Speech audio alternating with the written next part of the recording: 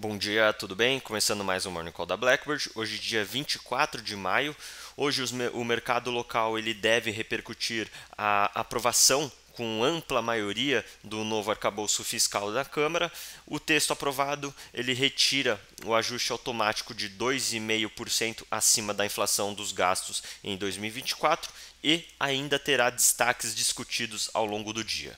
Lá fora, seguem no radar as negociações sobre o teto da dívida dos Estados Unidos, que avançam a passos lentos a uma semana da data em que o caixa do Tesouro deve se esgotar. Além disso, investidores devem ficar atentos ao discurso de Janet Yellen, a secretária do Tesouro americano, e a divulgação da ata do FONC, que deve sinalizar os próximos passos da política monetária do Fed. Em relação à Câmara dos Deputados, ela aprovou ontem, por ampla maioria, o texto base do novo arcabouço fiscal. O projeto de lei introduz um limite de gastos para despesas primárias corrigido anualmente pela inflação mais 70% da variação real das receitas primárias. Além disso, estabelece gatilhos automáticos para controlar os gastos caso o governo não alcance as metas de resultado primário definidas na Lei de Diretrizes Orçamentárias. O relator fez pequenas alterações no projeto de lei ao não fixar para o primeiro ano um crescimento pré-definido para o limite de gastos, mas permitiu que o governo aumentasse esse limite para até 2,5% se na execução orçamentária do próximo ano, a estimativa de receita for superior ao definido na lei orçamentária de 2024. Pelas estimativas, a mudança não tem efeito prático, já que medidas de aumento de arrecadação, como a volta do PIS/COFINS sobre os combustíveis, serão suficientes para permitir ao governo elevar o limite de 2,5% em 2024 e 2025.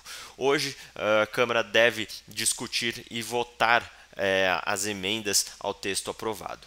Em relação ao mercado ontem, com investidores atentos ao desenrolar das negociações sobre o teto da dívida americana e a tramitação do arcabouço fiscal, o Ibovespa ele fechou em queda de 0,3%. O otimismo da votação na Câmara respaldou a queda das taxas de juros futuras, com o movimento foi mais forte na cauda da curva.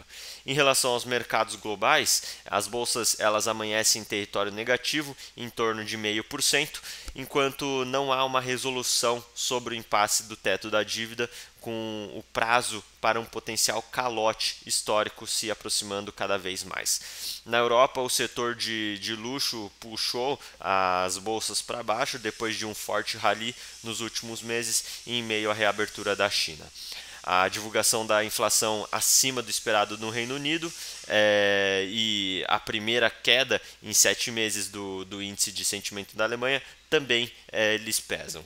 E os principais índices da Ásia também fecharam em queda, com o Japão caindo 0,9%, a China onshore e Hong Kong também no negativo, próximo ali a 1,6%, pressionados pela falta de avanço sobre a dívida americana. E em relação às commodities, o preço do petróleo ele se recupera, o Brent ele sobe 1,7% para $78 o barril, em meio à queda dos estoques nos Estados Unidos e comentários do ministro de Energia da Arábia Saudita sobre vendedores a descoberto, sinalizando que a OPEP+ poderá cortar a produção em junho. Por fim, hoje, depois do fechamento do mercado, Nvidia irá reportar seu resultado do primeiro trimestre. Bom, vamos ficando por aqui. Muito obrigado, bom dia.